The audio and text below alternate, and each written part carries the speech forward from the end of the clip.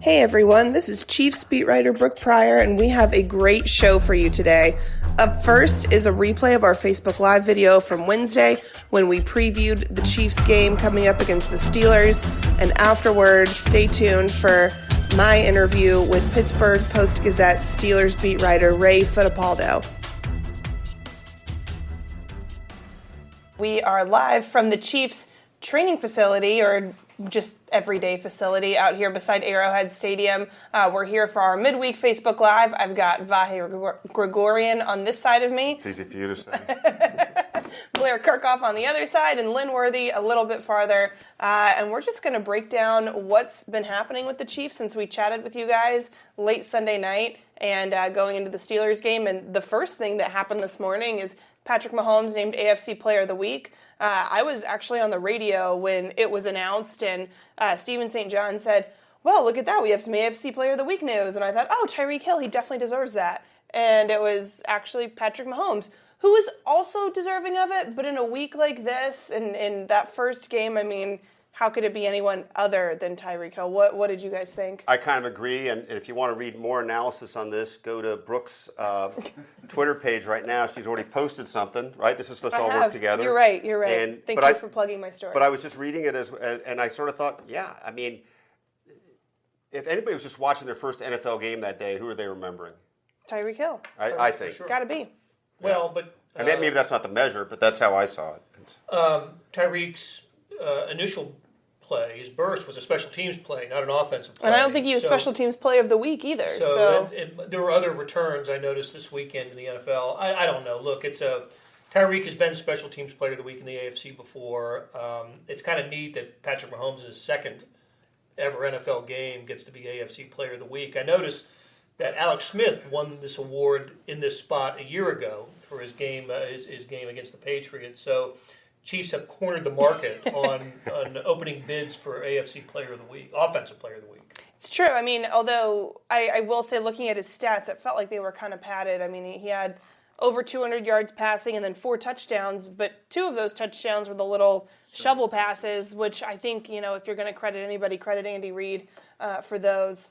But Patrick kind of chortled about that after the game a little too, which I kind of appreciated, right? Mm-hmm. He was like, those are good for a quarterback. Yeah, a joke, right? Yeah. Exactly. You gotta love those as a quarterback because all goes in his passing yards. Yeah, minimal work, all the reward. Everything goes in his passing stats. Hey, one last aside on Tyreek. I think I have this right.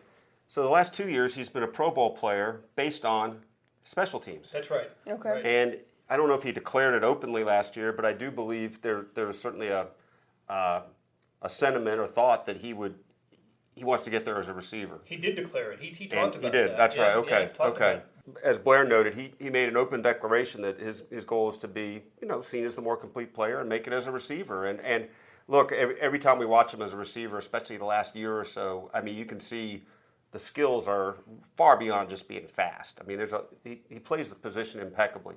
Well, how about the catch? The catch he made right before halftime, the one where he had suffered a slight concussion. It was right at the end of the first quarter. Was it first quarter? Mm-hmm. Right. Because he had 169 yards in the first quarter, I think, or something like that. But it was ridiculous. He goes up between a couple of guys and snares it. His hands are the surprise to me, and I think probably to the Chiefs as well. That I don't think they knew what they were bargaining for with his hands.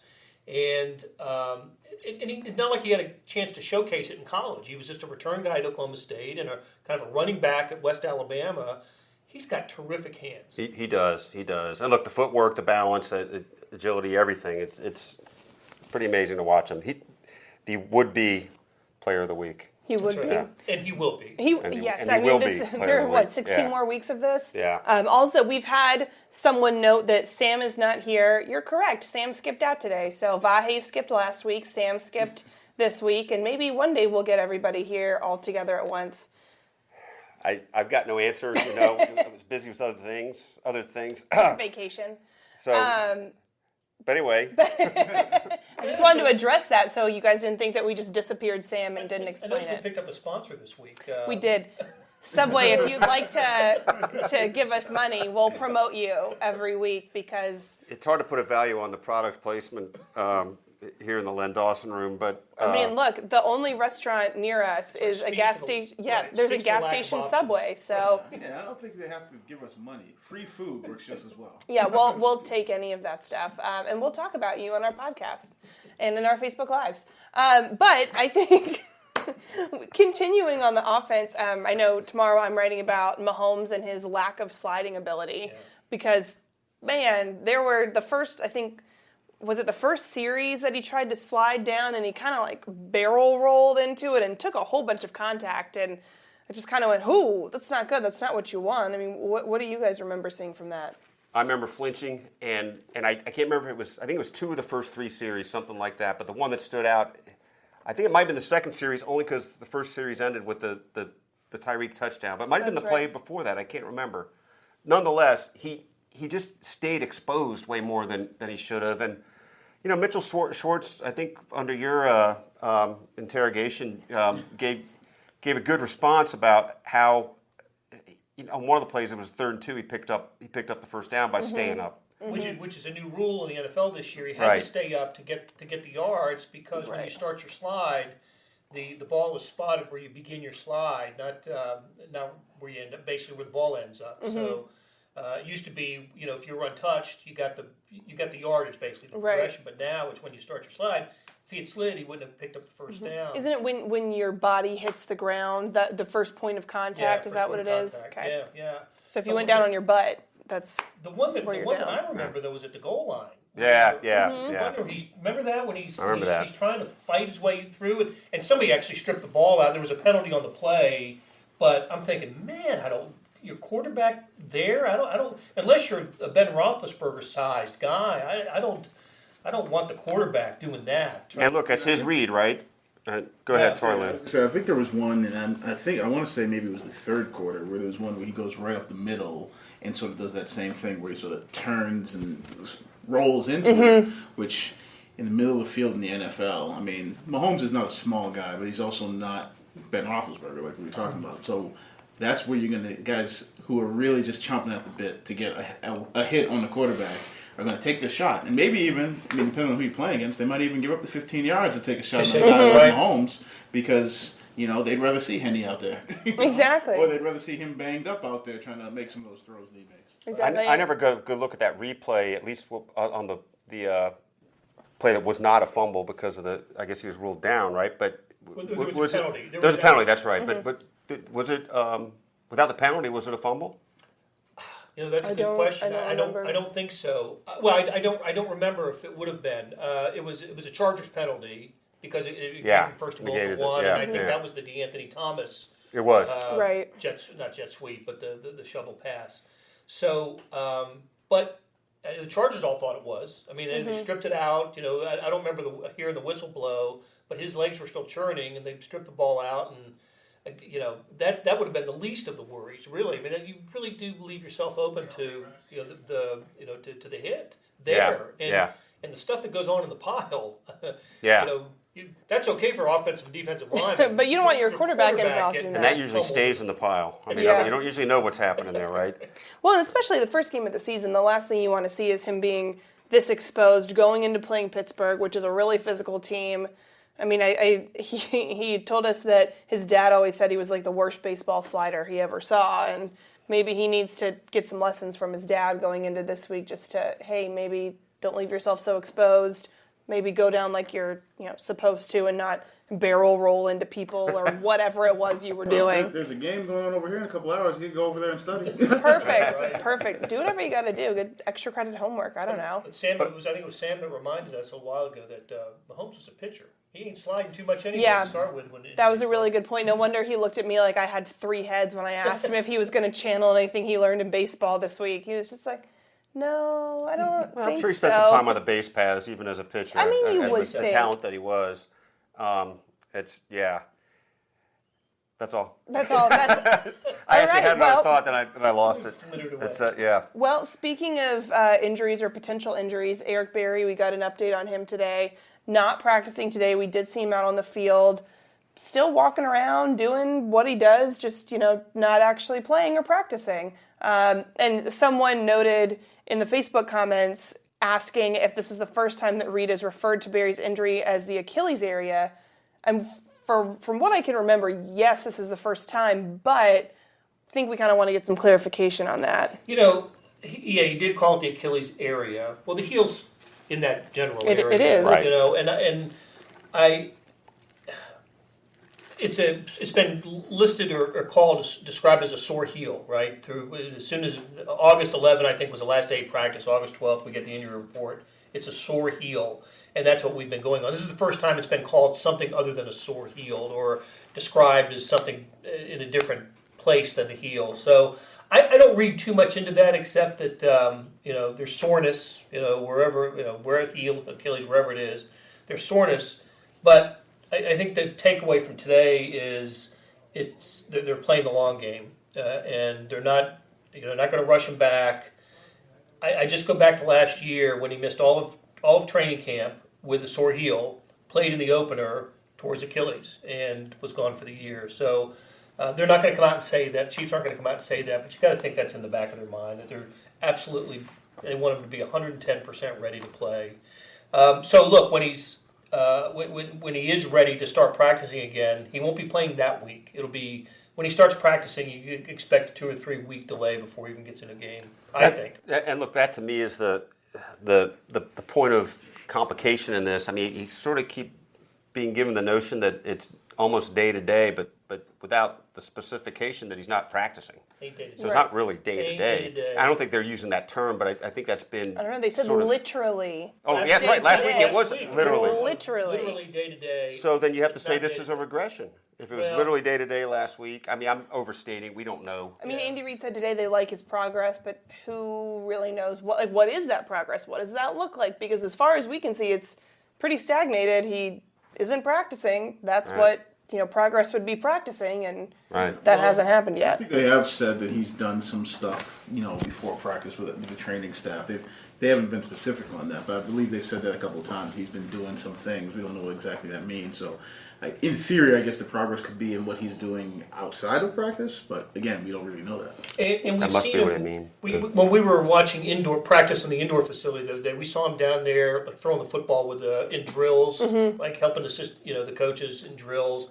And he was the guy on Sunday at the game. He was the vocal guy in the middle of the huddle before the game, the fire up speech. That was him. And I think the only game that's being played here, the Chiefs are just trying to not be terribly open about the injury. I don't think they know, to be honest with you. I don't think they know for sure exactly what the deal is or when he's going to be back, and we're at the mercy of their announcements, their pronouncements of Eric Berry. Yeah, I wouldn't expect him back in the next couple of weeks. I just wouldn't. No, I think you're right. And it was interesting talking with Kendall Fuller today, asking about, hey, I know Eric Berry hasn't played, but how much does it mean to you to see him out at practice and being the guy at the center of the huddle? And he said, well, he's a vet. It feels like he is playing, even though he's not actually physically on the field, during the game. The fact that he's around, I think, someone asked why not just put him on IR and have someone else that can play. I think it's because they hope that by keeping him around, they're keeping him involved, they're keeping, everybody's chemistry good, and I think that they're also hoping that he comes back before 8 weeks. So I think it's a good sign that he isn't on IR right now. It means that, maybe it could be just 3 weeks. Especially given the help they need, whether it's depth or whatever, that, you're not just doing it to do it as some kind of prop or some kind of, mirage, right? I mean, that forces you to have a practical reason for not doing it. Another sign of him not being there were the 570 yards that the Chargers had. That's also true. And on that note, let's look at the defense and how they did against. We talked about this a little bit on Sunday, but they, obviously ended up beating the Chargers. But there were a lot of yards that were put up. I want to defend you, by the way. Oh, thanks. So we're, it's halftime of the game, and we huddle, we talk about the stories that we're going to write and how we're going to shape and frame stories, and you're asking about the gamer, and we're all, somebody's obviously going to write about Tyreek Hill, and someone's going to write about Patrick Mahomes, and you say, well, I want to write about the defense. I think that's a good call. I mean, first half, the defense, they made some plays, right? They did a good job. Through the third quarter, It was 31-12. Yeah. That's a pretty good game by the defense to that point. And then it all Then the just fourth quarter happens. fell apart. Well, the fourth quarter happens. It's not quite garbage time, but it's the Chiefs. The Chargers are a capable offensive team, and they run up and down the field 2 or 3 times, right, to get their points. It's hot. It's miserable. The Chiefs' offense is a 3 and out. There was a reason why they got as many yards in the fourth quarter as they did the first 3. I still think the defense gets a passing grade for that game, even though the stats don't look like it. I think when that game was won, that game was won, the defense had played well. Yeah, I think so too. Well enough. Yes. Exactly. And they also had, you had one turnover, probably could have had a second one. Parker, made a nice play on the ball. Play. Oh, but a spectacular interception. If he held on. When they had to come up with the sack, D Ford sack that was early in the game, I believe it was on the 3rd down that basically, ended that drive right there. Right. Through 3 quarters, again, like you say, it looked pretty good. In the fourth quarter, the other thing that we sort of overlook is they were on the field almost that entire fourth quarter because the offense wasn't doing much. Yep. The offense had, 4 yards of offense in the fourth quarter? I think Andy alluded to it the other day that they have to have more than that. They got to do more than that offensively. And by not doing more than that, they sort of, I don't want to say hung the defense out to dry, but that's where a lot of those yards came up. I think the number was something like Phillip Rivers had as many passing yards in the fourth quarter that Mahomes had the whole game, something like that. I think it was like 280 or something like that. Yeah. A couple things that stuck out to me, and it's kind of funny. We went into this game thinking, well, okay, the Chiefs are probably a team that's going to score some points, and what about the defense? And in a weird way, I do give them a better than passing grade for this game, but in a weird way, we don't really know anything more because, how much is just the circumstantial part about a sag with a big lead. But the flip side is how much of that big lead and those stops were about 5 or 6 passes being dropped that would have changed the game. Things like that. So I still feel like it's just sort of a muddled thing. I don't really have any better sense of how good they are defensively. It seemed like they were able to stop the run a bit more. I thought Hitchens was pretty stout. Had but some stats, right? 15 tackles. Yeah, I think he led the team in tackles. Did 15 tackles. Yeah. So, but he was out of place a couple times too. I think he was. When we talked to him, he'll tell you that he did some. He's got some work to do too. But look, that'll show up. It'll be illuminated in another way this week, right? I know no Le'Veon Bell, but I do think the Steelers are a running threat nonetheless, and that's going to be a big part of the focal point of how to win. Right. Well, and as Andy Reid said today when he was asked, hey, no Le'Veon Bell, you're not going to have a problem, right? And he said, well, that other guy's pretty good too. And he's right. James Conner, really good. Obviously good player, has an even more amazing story. Beat cancer, went to Pitt and the University of, and now is playing for the Pittsburgh Steelers. So that's one of those feel-good stories that, if Eric Berry was healthy, I'm sure we'd all be jumping on that, storyline.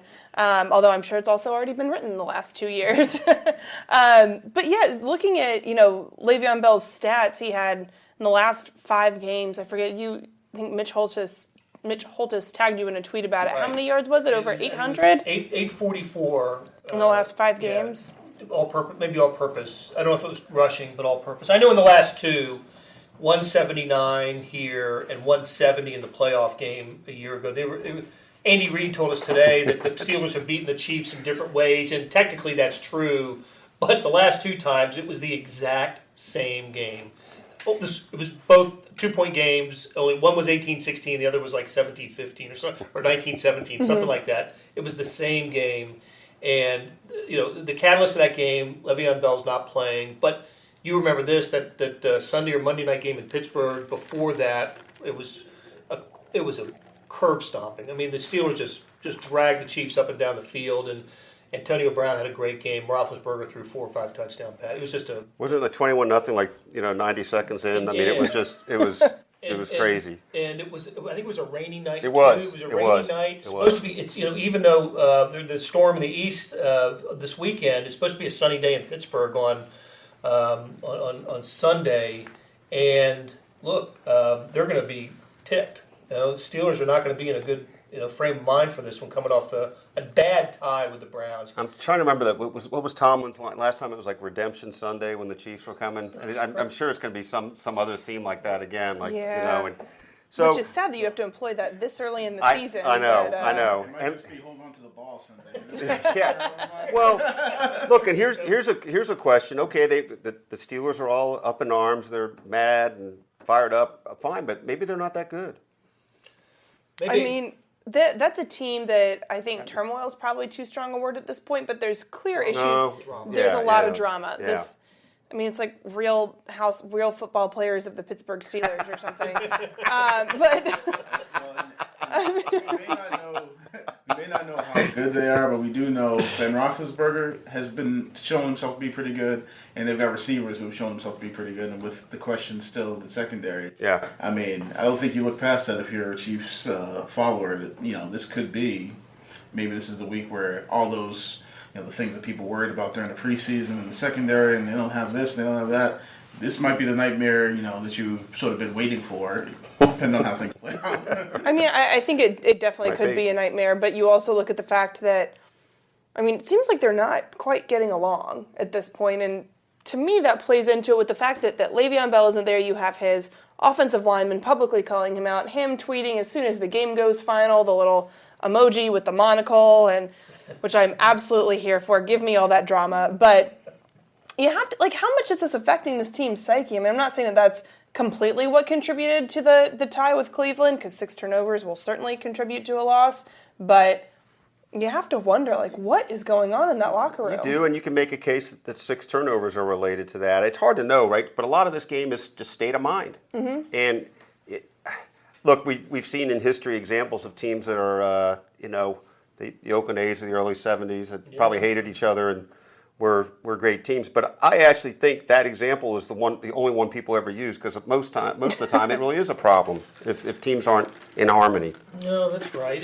And look, You dissent. call some of those Yankees teams too. If you want to stick with baseball, Well, yeah. There was some with Reggie Jackson and those guys. There was some clashing Yeah. going on there, right? Manager involved. Yeah. I should say.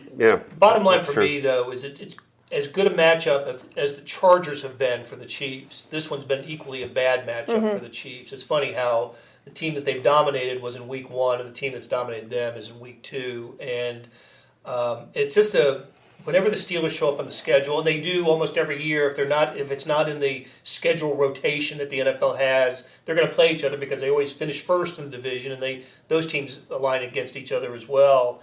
So they've been playing each other. It seems like every year throughout the Andy Reid era, and for whatever reason, the Steelers are a tough team. Their MO is a toughness, right? And last year, the Chiefs were kind of seen as a soft team, and they got pounded. They run on whoever, whether it's Le'Veon Bell or the Titans in the playoff game.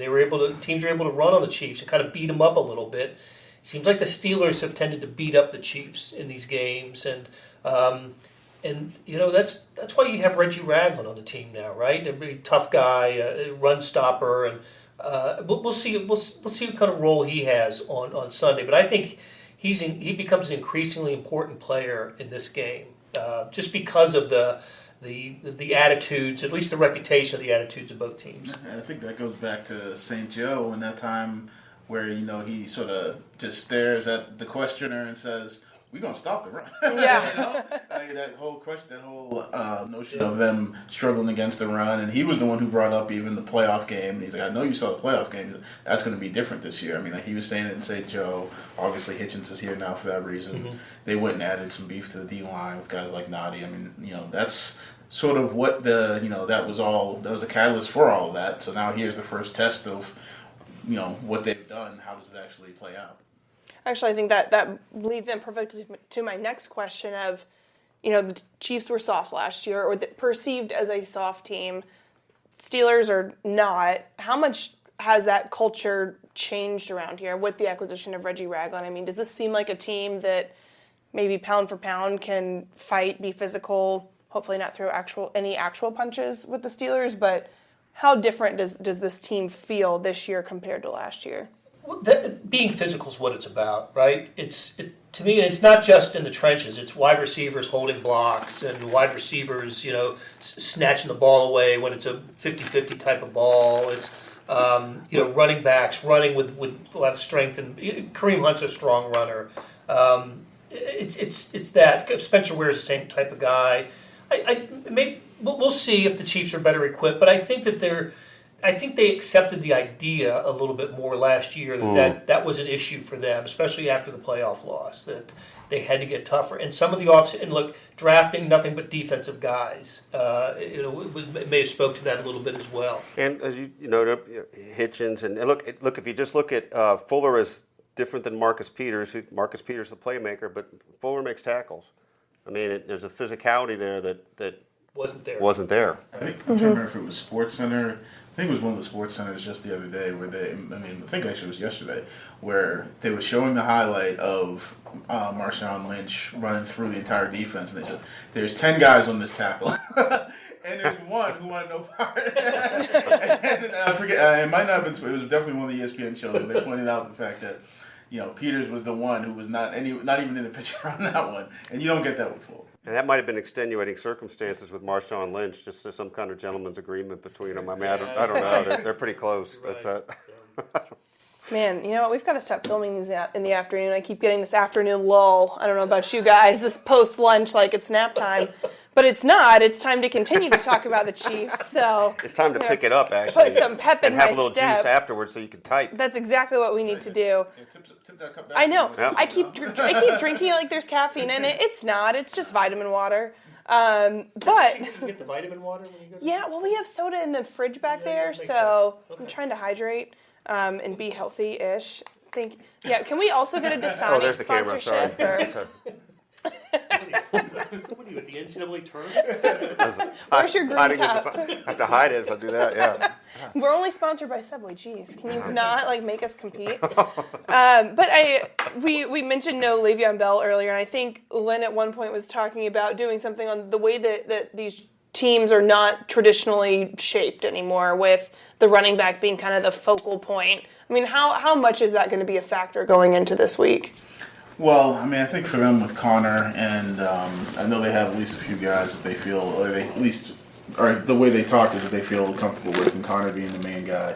I think that's just sort of the way of the NFL now, and I think teams are sort of built more for that than they were in the past when, people go back to that, remember which year in the early 90s it was, but Emmitt Smith holds out the first 2 games, they lose the 2 games, and that stat was going all over the place about, team doesn't start 0-3 or 0-4 and make it to the Super Bowl, and then sure enough they sign Emmitt back, they go to the Super Bowl, and Emmitt leads the way, and, I think at the time, didn't he sign for the most of any running back? The richest contract. Yeah. Which I'm sure is just peanuts now compared to this money. That's pocket change now probably, but that sort of has gone away, and that's sort of what we're seeing now with teams that are just plug-and-play guys every year, and Pittsburgh clearly has drawn a line in the sand, at least thus far, with Le'Veon saying, we know how good you are, we know what you can do for this offense, but that's not today's football anymore. We're going to invest in you long-term because of the position you play. Did you see how the offensive line celebrated Connor's touchdown run against the Browns? No, what happened? They just went crazy when it was a 15, 17-yard touchdown run, and the offensive line just exploded. A clear message to Le'Veon Bell from the Steelers' offensive line. I mean, I don't know. If I'm Le'Veon Bell, I'm holding out. I mean, Todd Gurley got paid, and to me, Le'Veon Bell is the better runner. And you see this guy across the country, they're just throwing money at him, and that's just not what the Steelers do. So I'm frustrated if I'm him, and I can kind of understand it. You're putting your body on the line for this team, and they're not investing in you what you think you're worth. So what was the approximation of what he missed by missing one game, like 875,000? Yeah, 800 plus. Pocket change. Yeah, I'll tell you what, if you're a Steelers fan, how frustrated are you? And who are you mad at? Are you mad at Bell? Are you mad at the team? Who are you mad at Bell's agent? I think all of the above. I also think that there's a lot of misplaced anger at the players because, trying to put myself in that position, knowing what you're risking on a daily basis. Not just the short term with the injuries and the things that could take you out of the game for a year or two, but looking long term, you're setting yourself up for CTE or other neurological conditions or concussions.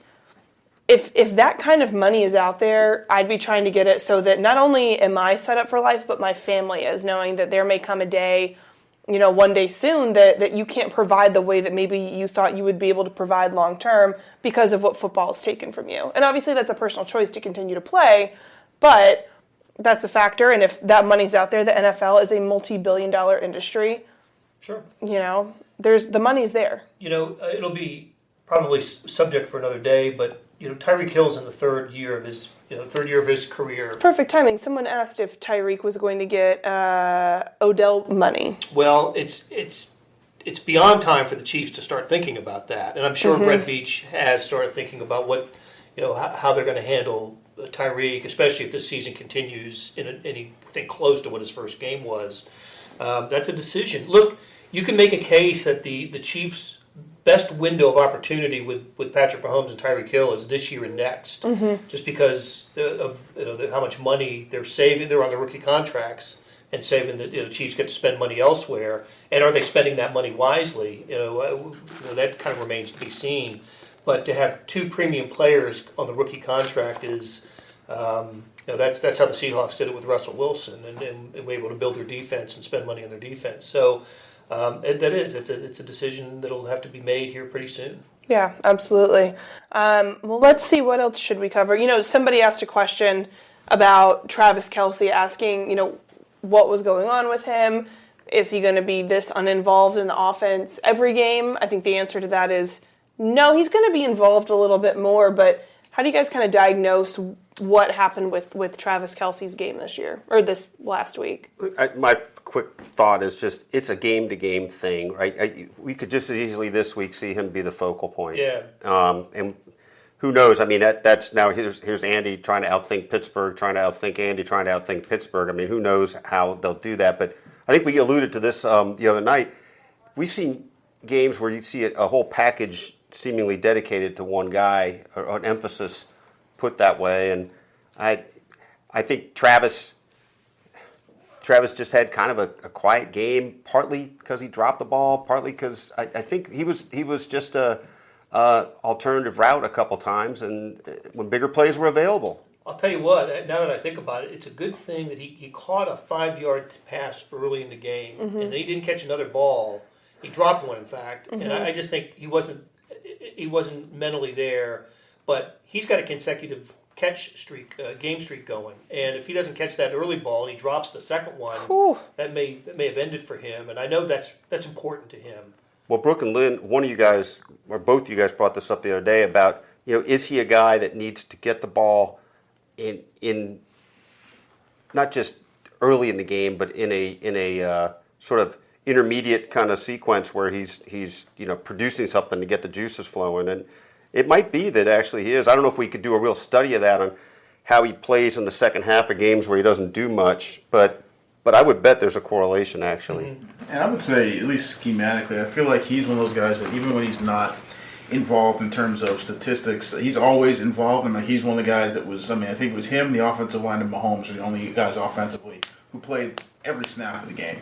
And because he moves around, because the defense has to be aware of him, I feel like he's always setting things up. Now, part of the reason statistically he didn't have such a big game is because he was targeted six times and had one catch. So there was drops in there, and I'm trying to remember if there was a misfire. There was an overthrow for one for sure. Overthrow. Yeah. But, so there were. Like if he catches 5 of those, maybe we're not talking so much about him not being involved.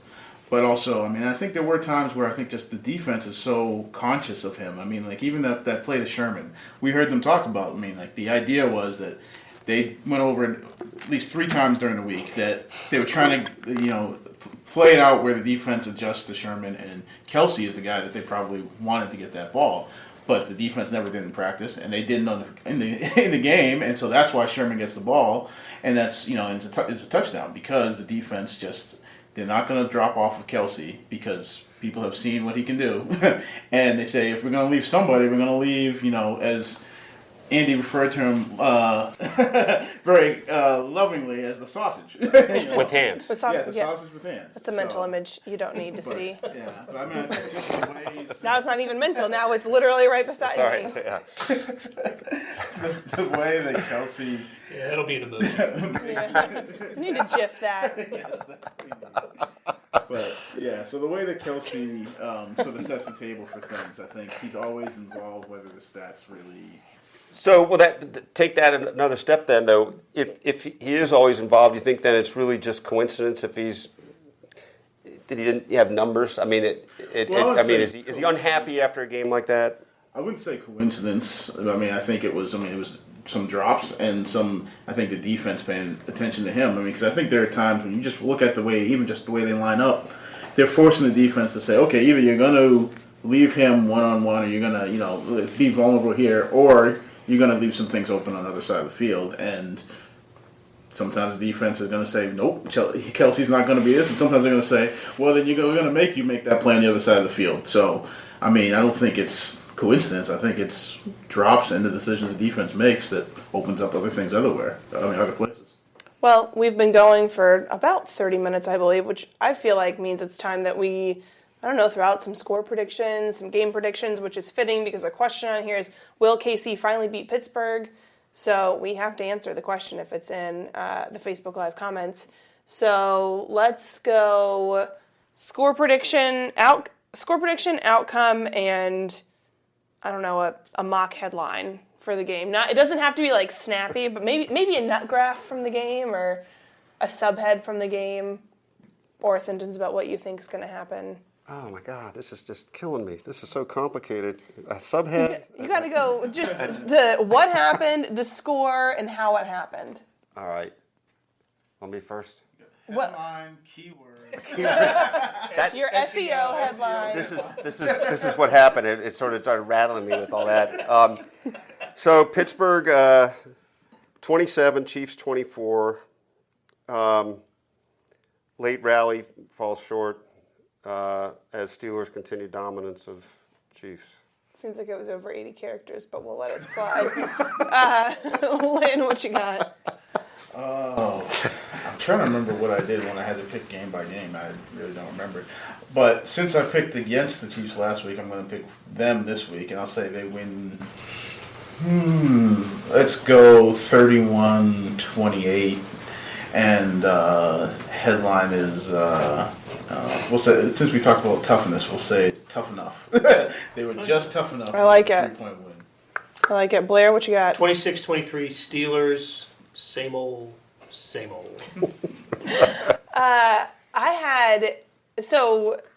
When you mentioned earlier, it's going to be sunny in Pittsburgh, in my mind it was actually going to be rainy because that's what the forecast said at one point. So I said the score earlier today on the radio in the interest of keeping it, uniform. I'll keep the same one. I think I had the Chiefs winning 21-19 because I thought it was going to be in the rain. It was going to be a lower scoring game. I'm probably wrong. And I'm saying that Mahomes does it again. He has another, maybe not AFC Player of the Week worthy game, but he has another really strong performance against a Steelers defense that is tough, but he's a little bit tougher. That is way over 80 characters. Okay, I gave you the headline and then I gave you the nut graph. So there was a pause in there. It wasn't all one sentence. I knew you'd have something to pin me right back. I gave you the headline and the SEO summary. I think they had to cut the SEO summary short on that one. I also make the rules so I can break them. That's why I make them. Before we get out, though, Brooke is wearing a North Carolina T-shirt. I know we have people that watch from all over the country, including the Carolinas. And Brooke is from North Carolina. I grew up in North Carolina. If anybody's watching from the Carolinas, you guys take care of yourselves this weekend. Make sure to charge up all your phones, laptops, flashlights, the whole shebang, and stay safe. And we will be back Sunday night for a wrap-up from Pittsburgh. We'll also post this on our podcast sometime tomorrow, along with an interview with one of the Pittsburgh Steelers beat writers, so stay tuned for that.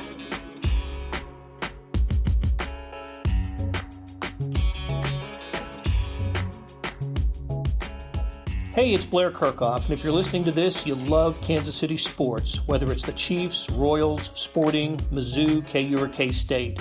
And no one covers these teams like the Kansas City Star. If you currently subscribe to the paper or have a digital subscription, thank you for your support. And if you don't, here's a great offer. It's called Sports Pass. Unlimited digital access to every sports story and video on kansascity.com. And it's just $30 for the first year. It's the best sports value in town. Just 8 cents a day or $2.50 a month. You can't beat that. Subscribe now at kansascity.com/sportspass.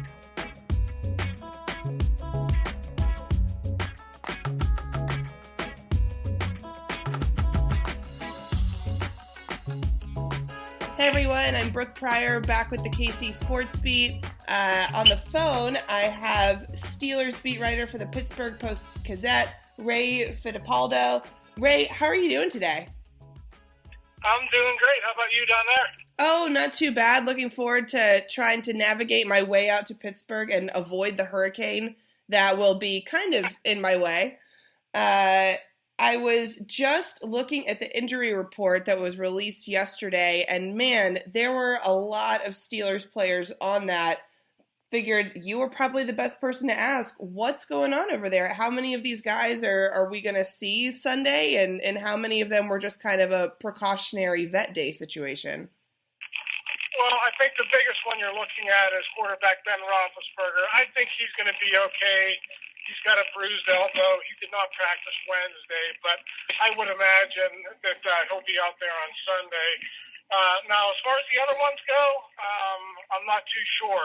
Joe Hayden pulled his hamstring late in the Browns game. I don't think he's going to play. He did not practice Wednesday. I do not think he's going to be 100% by Sunday. And with those soft tissue injuries, especially early in the season, there's no reason to push it now. I would expect second-year corner Cam Sutton out of Tennessee to get the start in his place. And then the other big one was right guard, All-Pro David DeCastro, fractured a bone in his hand. And after the game, David said he was going to be okay. He was going to play through it. That was Sunday late afternoon, obviously. But by Wednesday afternoon, he spoke to us in the locker room, and the hand is still swollen. He cannot get fitted for a brace until the swelling goes down. So I would say right now he's very doubtful. Unless that swelling goes down here in the next day or two and he's able to get fitted for a brace, I don't think he's going to play either. So that's two really key guys for the Steelers that they're probably going to be missing on Sunday. Right, and I mean, looking at those injuries, how much does that affect what the Steelers are going to want to do against the Chiefs? Well, if you remember the last couple of meetings, they've run the ball extremely well against that Chiefs defense. 3 games, they've had 149 yards rushing or more in each of those games, including that playoff game down there. So they've really had their way with that Chiefs front. Now, B.J. Finney has filled in in the past. For left guard Ramon Foster, they haven't really missed a beat with B.J. Finney in the lineup, and B.J. Finney is going to be the guy who's called upon to take the Castro's place. But there's a big difference between left guard Ramon Foster and the All-Pro David DeCastro. So we'll see if Finney is able to fill in as well over on the right side as he has on the left side. Coincidentally, a couple of those times that Finney has filled in because of a Foster injury has been against the Chiefs in recent years. And as we said, the Steelers have done very well with Finney rushing the ball. So I think the Steelers are confident in Finney, but that is a big part of their offense. James Conner had a very nice debut running the ball, and he'll try to keep it going this week, even if Finney does have to be in there. That's actually the perfect jumping off point, looking at James Conner, and we asked Andy Reid about that yesterday, about the potential, and sounds pretty likely that Le'Veon Bell's not playing on Sunday, and how much that affects what the Steelers are able to do against the Chiefs. Because, I mean, looking at Le'Veon's numbers the last couple of years, he's just been a one-man wrecking ball. But as Andy Reid noted, James Conner's a pretty good runner too. I mean, how much is James Conner going to be able to, I don't know if replicate's the right word, but be able to kind of pick up where Le'Veon's left off against the Chiefs in the last couple of years? Yeah, well, Bell's a special player, so I'm not going to sit here and tell you that the Steelers are going to have a repeat performance, but I can tell you that they haven't changed their offense with James Conner. So everything they did with Le'Veon Bell, they continue to do with James Conner, and they didn't sub him out very much in the opener against the Browns. He had 39 touches. He was a 3-down back. He caught the ball out of the backfield. He stayed in for the important 3rd and long blitz pickups. So he didn't come off the field, and that's exactly the way they used Le'Veon Bell as well. So, James Conner isn't as good as Le'Veon Bell, but there's no reason to believe that this Steelers offense can't keep chugging along with James Conner. If you look at the stats from the Browns game, in some terrible conditions, they weren't able to score as many touchdowns or kick as many field goals as they'd like, but they still racked up 472 yards of offense. So, James Conner's a good back. I think he'll give the Chiefs defense a run for their money, but yeah, he's not Le'Veon Bell either. Well, with Le'Veon gone and, the holdout, obviously, there's the filling in for him physically that you need another guy there, but how much is his absence taking a toll on the locker room as a whole? I mean, is this something that is affecting their day-to-day psyche or their chemistry or anything like that? Well, I can tell you they're all sick of the storyline. They're all sick of having to answer those questions, every single day or every single week. I mean, we last talked to them Sunday, and they were presented with the same questions again yesterday when that locker room opened up. So I'm sure it's not fun for them, but listen, they're going to roll with James Conner. They also understand that this is a business and that Le'Veon Bell doesn't have to show up here until November if he doesn't wish to. And they have a football season to play. And before the season started, they were one of the favorites in the AFC. So they're going to try to keep it going without Bell and, wait until he shows up. But as far as the chemistry goes, I actually think if they can win games, I actually think this might be a rallying point for them, like a sort of us against the world mentality, because so many people are expecting them to have some drop-off because Bell's not there. Right. Well, and that seems like it could spell danger for the Chiefs, especially considering the Steelers are coming off that tie against the Browns. I don't know if the tie is better or worse than a loss in terms of, motivation. It seems like the Chiefs would not want to deal with a really angry bunch of Steelers right now. I mean, do you get the sense that this locker room is, chomping at the bit to show that they can win a game without Le'Veon and just win a game in general? Yeah, I think they were well on their way to doing that, and they just had some unfortunate things happen. The James Conner fumble happened with a 14-point lead with 7.5 minutes to go, and they just weren't able to close that game out the way they wanted to. They outplayed the Browns in all facets, and I think that the thing that's going to hurt the Pittsburgh Steelers is you can't lose to teams like the Cleveland Browns when you know the Cleveland Browns aren't going to beat other teams in your division. So I think you're right. I think they are a little bit ticked off, and they are going to be motivated. But having said that, that motivation only goes so far. They know what the Kansas City Chiefs did against the Chargers in the opener.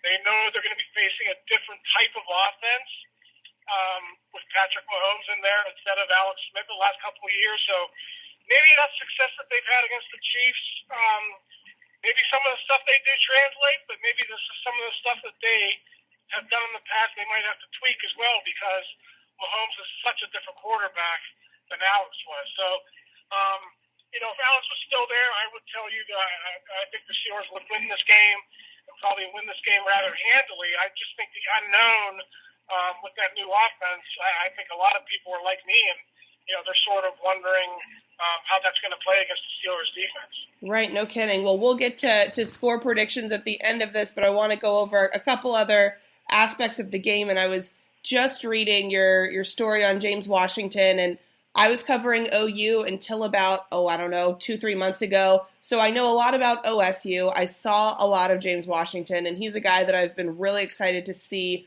on the pro level. How has he been developing so far this season? Is he going to be a threat on Sunday that the Chiefs really have to worry about? Well, it's been interesting because on draft night, they traded Martavis Bryant away to the Raiders, and they drafted James Washington in the second round, knowing that they needed a deep threat in that offense and knowing that they needed a number 3 receiver. And here in the opener against the Browns, and really throughout training camp, James Washington was kind of working with the second team a lot, and he wasn't getting a lot of reps with the first team offense. They've gone with Justin Hunter, also a former second-round pick, but he's kind of been a journeyman. He's in his second season with the Steelers, has never really caught on. And I think a lot of people in Pittsburgh are wondering, when is James Washington going to get his chance? It's almost to the point now where a lot of like me think they have to force feed him into the offense, even if he's not ready. Even if he's not 100% with the playbook, they got to get him in there because that third receiver in this offense has been so important the last couple of years. Listen, teams like Bob Sutton's going to try to take away Antonio Brown. He's going to do everything he can to limit Juju Smith-Schuster. That's why Martavis Bryant was so good for this offense in previous years. He was able to make some plays down the field when teams tried to take the top two options away. So they don't have that option now. And Justin Hunter probably isn't going to be a Martavis Bryant type of player. So I don't know if it's going to happen this week, Brooke. But I do think the Steelers' offense will be much better when James Washington is in there. It just doesn't seem like the coaches feel like he's ready to take on a big role yet. Right. Well, and going over to the other side of the ball, the Chiefs had the AFC Offensive Player of the Week, and the AFC Defensive Player of the Week is on the Steelers, and T.J. Watt. Is he going to be the defensive player that causes the most problems for the Chiefs on Sunday, or is there someone else that you would point to that Chiefs fans and the Chiefs offense should look at it and be a little bit concerned about?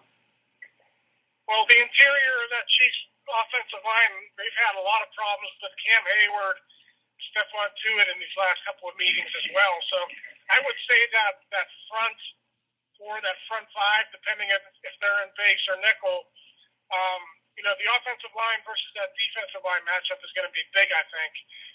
Cam Hayward has had some big games against the Chiefs. But, to your point about T.J. Watt, I think he's really going to come into his own this year. He was talking yesterday in the locker room after practice how he's much more comfortable on the left side of that defense than the right side, which is where he played as a rookie last year. So he flipped sides with Bud Dupree. They're thinking Bud Dupree also is going to be more effective on the right side. But if I had to pick out two players that the Chiefs should be concerned about, I would say T.J. Watt and defensive end Cam Hayward. Okay. And you mentioned earlier that Joe Hayden is probably not going to be playing. How much does that change the makeup and the effectiveness of the secondary? Well, Cam Sutton's going to be tested, no doubt. As soon as Joe Hayden left the lineup, the Browns tested Sutton. They're able to get the game time.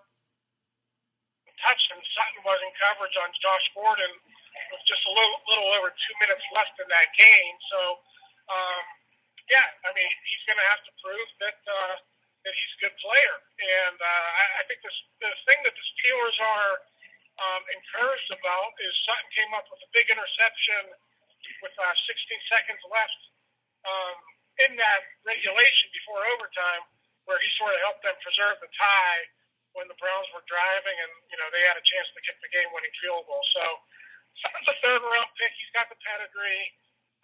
He hasn't played a lot, but he's played enough to the point where I think the Steelers are going to be comfortable if he has to play for a game or two without Joe Hayden. And when you look at what the Chiefs have been able to do offensively against the Chargers, Tyreek Hill was just a monster, and Kareem Hunt had a quieter game. Travis Kelce had a quieter game. If you're the Steelers and you're looking at what your defensive strengths are you trying to take away Tyreek Hill's game? Are you trying to limit Kareem Hunt? I mean, what's kind of the best path forward for the Steelers to limit the Chiefs' offense? Well, they always try to take away the run first, and they did a really good job on Kareem Hunt in that regular season game in Kansas City last year. And then once they stopped the run, they're able to, get after the quarterback a little bit, and that's really, the way that defense is designed. Is to stop the run first and then sort of pin your ears back and rush the passer. Having said that, they've also done a nice job on Tyreek Hill in these last couple of meetings. I was looking up the stats. Tyreek Hill has never had more than 34 receiving yards in a game against the Steelers in those past three meetings the last 2 years. So I think a lot of that has to do with maybe Alex Smith being in the game and the Steelers doing a nice job of sort of containing that West Coast offense and that short passing game.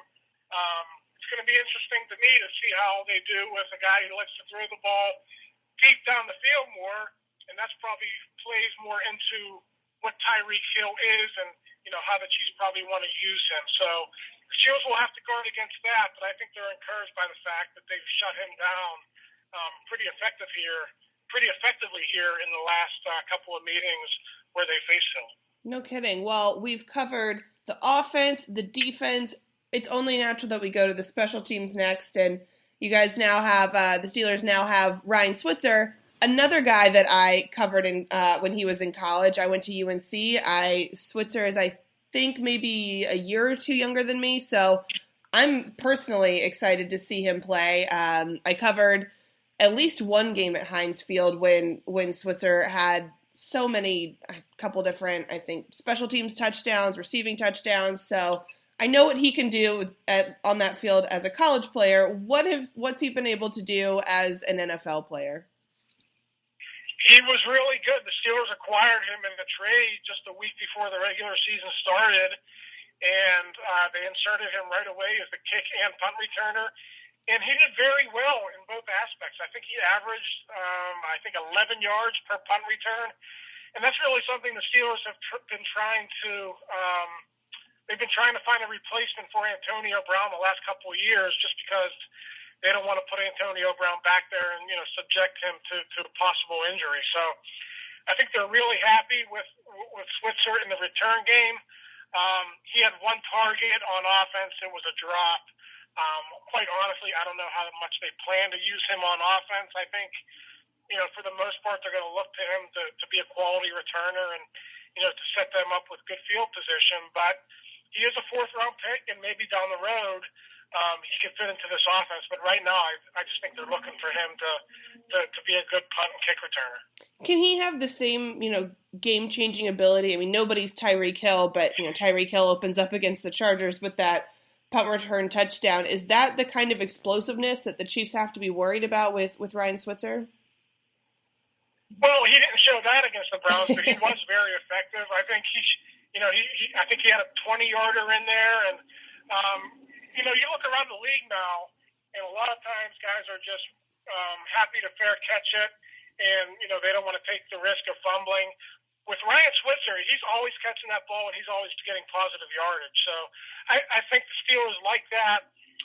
When Antonio Brown hasn't been back there in recent years, they've had Eli Rogers, who's currently on IR, and Eli was an okay punt returner, but he just wasn't explosive, and he didn't have as many moves as Switzer. So I think they like what they see out of Switzer, and really, you can't count on those long punt returns for touchdowns all the time. I think what you're looking for, is those good 8, 10, 12, and occasionally longer punt returns, and I think Ryan Switzer can certainly do that for the Steelers.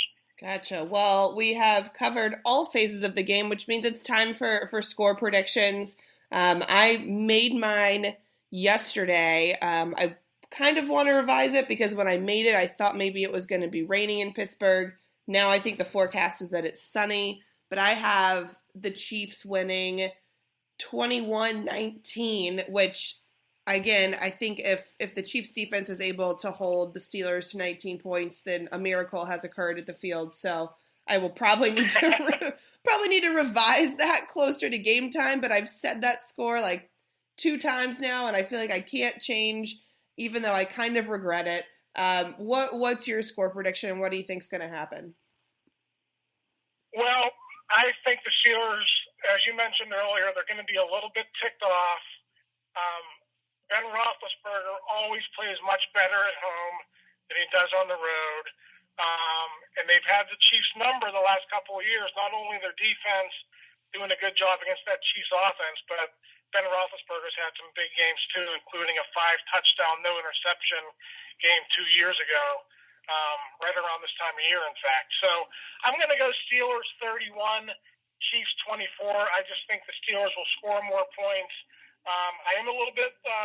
I do think Patrick Mahomes is probably going to have a good game against the Steelers defense. I just think the Steelers offense will get it done, and that's why I'm going to go Steelers by 7. All right. Well, if folks here want to follow your work, where is the best place that they can follow you on social media or the internet or wherever else? My Twitter handle is RayFitt1, RAYFITT 1, and all of our Steelers stories are on Pittsburgh-Gazette.com. Great. Well, we'll look forward to seeing you out at Heinz Field later this week. Hopefully it is not raining. It looks like that hurricane is going to stay south for at least through the duration of our trip. And yeah, thanks so much for your time. I really appreciate it. No problem. We'll see you on Sunday afternoon.